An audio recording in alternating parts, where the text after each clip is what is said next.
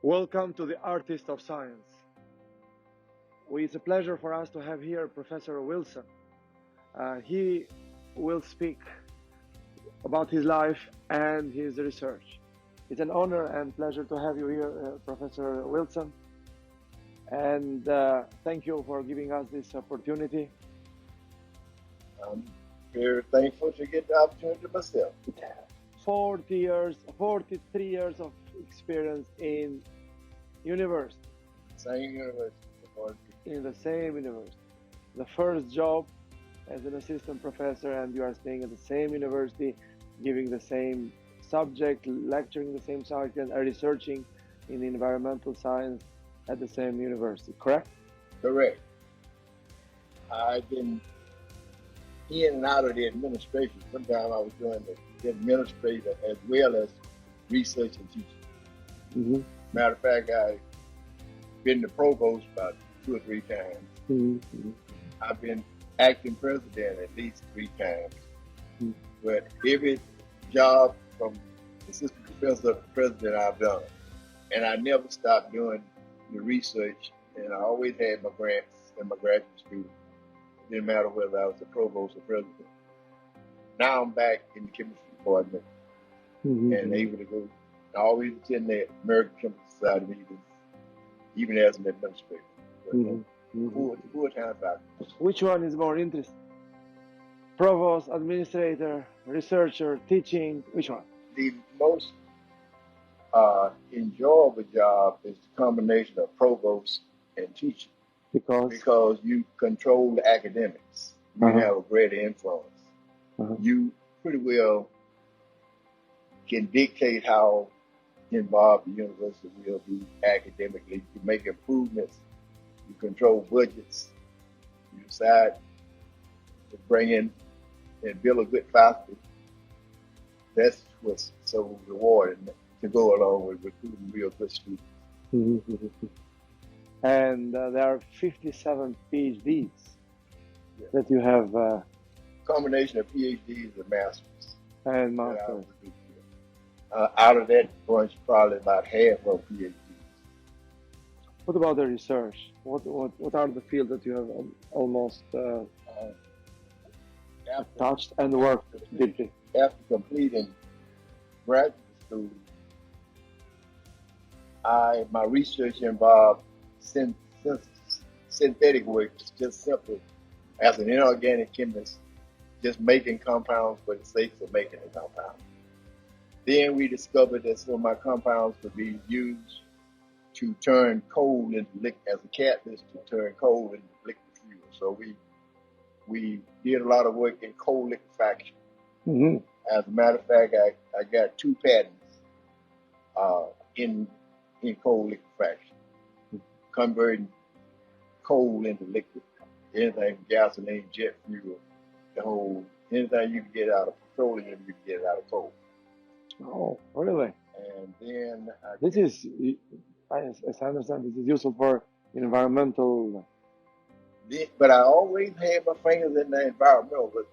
But even when I was doing the coal liquefaction, I always do more than one thing at a time. Okay. Because for funding purposes, at a small university, it's easier for me to get funds to do environmental work from the Department of Energy, from EPA, and from NASA, NSF, to do environmental type stuff than it was to just make synthetic compounds. So when I was doing the coal liquefaction, I was able to get money from the Pittsburgh Energy Technology Center, as well as I did a sabbatical down at Exxon. And that's when we made these compounds and tested them and converted the coal into liquid. So it was just a matter of doing what you like to do it and doing the things that you can find funding to support you as an individual. So how important is funding? Funding is very important. I got my first grant after I wrote my proposal the first year I got there, and a year later I had a grant. So that I would have gotten funded in 77, and that was a $20,000 grant from the National Science Foundation. And my next grant was from EPA, and then I got some from DOE, then I got some from NASA. So I've had funding ever since I got my first grant. Did you have any project in mind that you're not able to get any funding at all, and you're not happy about that? Not really. The projects that I take on, I've been able to get funding, and in some instances, I would wind up doing the project because the funding I knew it was available, Mm-hmm. and we had the equipment to do it. Because one thing at a university, you got to have the equipment to carry out your studies, and the analytical equipment is very expensive. Yeah. But as a provost, I basically could buy, not only supply my lab with good equipment, but I was responsible for making sure that the rest of the lab got it. So administrative job is also useful because it helps at the end of at the bottom line, the research also. And see, you need funding to support your graduate students, because they need stipends, pay their bills. Mm. And you need funding for supplies and equipment. And of course, as a faculty member, I generate my own summer salary. Okay. And so it's really nice. I didn't mind doing the administration, but it's much nicer not to be bothered with the headaches of the administration. That's good. This is unique. A combination of both science, teaching, research, and being a provost and administrative positions. Yeah. What brought you to science? Why? What happened? I grew up on a farm in Mississippi. Mm-hmm. I'm the older child of 10. Mm-hmm. And I always liked math and science. Mm-hmm. And so after finishing high school, I went straight to Alabama to do a BS degree. Mm-hmm. And I wanted to do it in physics. Why physics? Because I loved physics in high school. I liked that the best. I Okay. loved it the most. But the university did not offer a major in physics. So I wound up doing it in chemistry. But it turned out it's better to do it in chemistry anyway, because more money in chemistry. Mm-hmm. Get more grant money. it just... Also, chemistry was more popular than physics in terms of... They had a major in chemistry, didn't have a major in physics at this Alabama State University at that time. So it was going to either be math, physics, or chemistry. It wasn't going to be biology. Why not law? Oh, Sociology? No. I always figured lawyers had to lie, so I didn't want to have to. Why? I figured they had Nobody told you lawyers take a lot of money and it's easy. No law. Why? I got my middle daughter's a lawyer, so I do have a lawyer in the family. Yeah, okay. But she... Oh, no, let's think about... I don't enjoy law. I enjoy science. Because? Because, first of all, you get results, you see those results, and you can see how those results can help make their lives better for other people. The whole idea of trying to help do what you can to improve the environment, to lessen the effect, to at least alert folks for what's wrong. I'm supposed to be an expert, so I can believe in climate change. If we go back 60 years and you just finished your bachelor or doctoral degree, would you have chosen, before going to bachelor degree, would you have chosen the same field of chemistry or physics? Once I got in physics as an undergrad, chemistry as an undergrad, I wasn't going to change. I wouldn't have switched to physics. No, I mean, that I understand. But what about if you go back 60 years and somebody tells you go in law, go in sociology, go in arts? Would you have done the same choice? I would have made the same choice. It would either be math, chemistry, or physics. So no regrets in all these 4 years of life. Fortunately, chemistry turned out to be the best one, but I didn't know it was the most rewarding and that they had more money in it. Really? I didn't know that when I got it. But as a chemist, there are more funds available for me and my students than it is in math. And physics? And physics. Why so? Well, first of all, so much of the oil industry depends on chemistry. Mm-hmm. And we have a saying in chemistry, we got the solutions. Other folks may have something, but we got the solution. The other, again? In other fields, math and yes, physics may be all right, but chemistry got the solutions. So the others do not have any solution. Not as good as chemistry. Mm-hmm. That's good. What about your family? I mean, you mentioned one daughter is a lawyer. Your wife went in science? My wife went to the same undergraduate school, but she majored in elementary education, so she taught second grade. Okay. Until she retired about 20 years ago. My older daughter, my son went to college, but he's majored in communication. Never did finish a degree. No my science. My older daughter got a BS under me in chemistry. Oh, okay. Then she did a master in public health. Then she went over to the University of Houston and did a PhD in social work. So she has both exact science and. Yeah. And then my milk. Why she changed? She got more interested in health science and all the soft stuff after she got. It was the health science. I really don't know how she got off into social work, but she started leaning more toward health science.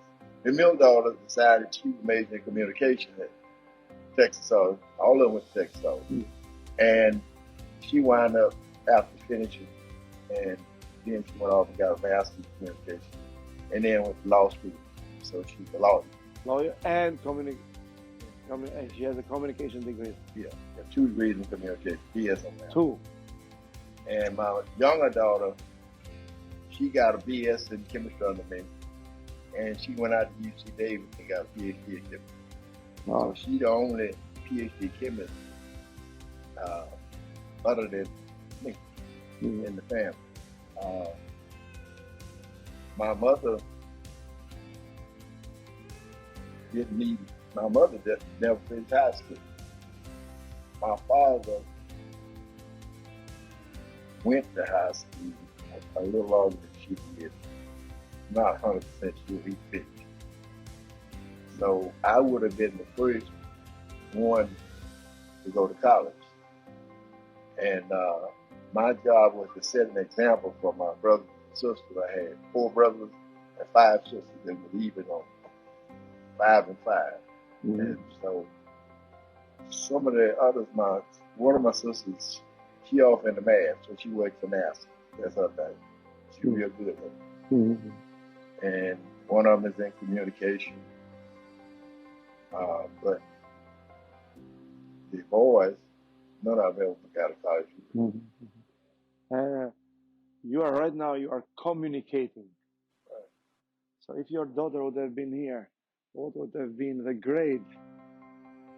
How she would have graded your communication? And my daughter, the one you are communicating right now. Right now you are doing type of communication. If she would have been here, what degree would have given to you? She would have. In a scale of 10. She would have given me an 8. Why 8? Because of her father. Good. Um, so, what about things that we hear today in young generation? Going to science is just a boring, is just a boring profession. Sorry, it's a boring profession. Uh, Not too much recognition, just hard work. Uh, what's your opinion about this? Well, for the last 20 years, and I just got refunded for another 5. We've been running a program called the Alliance for Minority Participation Program, where you get funds from the National Science Foundation. We go out and recruit gifted students. Mm. So we got real good students just in that little group. So, In chemistry, sciences, or everything? in a STEM field. Okay. I limited to I limited to chemistry, math, computer science, and physics STEM. on my campus. STEM. Because we got a lot of now, but I'm in a consortium with other universities, University of Houston, et cetera. So some of them will run all the STEM fields, but over at my school, I limited it to 4 fields that we would recruit students from for. And we go find these good students, bring them in, give them a good education, and push them on into graduate school. So you have enough money to, and how is it easy to convince people going to science? Oh yeah, young generation. It's easy to recruit them. We don't have any problem. The limiting factor would be the funding. Just get more money, we get more. Yeah. Because statistically, number of students going to science and engineering is going down generally. It's in North America, in Europe, in Japan. Mostly the young generation is going towards social sciences, toward law, toward anything but science. Yeah, especially that's the reason why we have these programs to especially recruit minorities, to get more minorities, because the normal majority of students that go into science is decreasing. It has been decreased for many, many years. So then we go out and try to recruit the minority to make a difference. And it's successful. We do it in what we do. What about change the gears now? What are your hobbies? Or have been your hobbies during your life? My hope was to build the best science program I could at my university. Sure, that is the main one. That was my main. But outside of science and university, what are your hobbies in life? Science, my hope is to be around long enough to enjoy my grandkids and watch them become chemists. Sports, anything? I watch sports, but I'm not too. I mean, Michigan State is in the tournament. Yeah. Sweet Power Forward. Yeah. So I watch stuff like that. Yeah. But I hadn't paid for it before he got well. The question is because normally in the young generation, the idea is too much work in science, not too much time enjoying life. You agree with that? What's your message? My message is science is a lot of fun, and we make it enjoyable. I played baseball when I was young. I played baseball in high school. I played football 1 year in college, and I decided I didn't want to be. I was tired at night, and I wanted to major in chemistry, so I let it go. So I would not discourage young folks from going into sports, but I'm always pushing science. And because that's what I enjoy doing. I don't look forward to retiring not having science. I had 16 students up in Washington to a meeting up there about a month ago. And it's a conference they call the Immersion Research National Conference. 8 undergrads and 8 graduate students we took up. And they compete with students all across the United States. So we had over 1,500 students They had their car, and all of them had to present in order to be there. So it's a fulfilled life. No regret. Something you would have done differently. I wouldn't have done it any different. I enjoy doing what I'm doing every day. So that is the message to the young generation. Enjoy it, and I've been able to watch people study under me, and they get out and enjoy it.